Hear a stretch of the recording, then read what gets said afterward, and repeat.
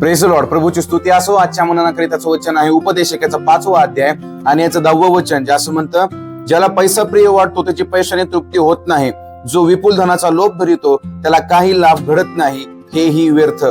आज जगामध्ये बरेचसे लोक आपल्या पैशावरती आणि आपल्या संपत्तीवरती विश्वास ठेवतात, परंतु जिवंत देवाचं वचन या ठिकाणी तुम्हाला आणि मला सांगत आहे की त्यांना काही लाभ घडत नाही. आपल्या जीवनामध्ये लाभ घडण्याकरिता, आपल्या जीवनामध्ये आशीर्वाद तुम्हाला आणि मला मिळण्याकरिता जगातील संपत्तीवर आणि पैशावर विश्वास न ठेवता जिवंत परमेश्वरावरती विश्वास ठेवून चालणारा व्यक्ती तुम्हाला आणि मला आपल्या जीवनामध्ये बनणं फार गरजेचं आहे.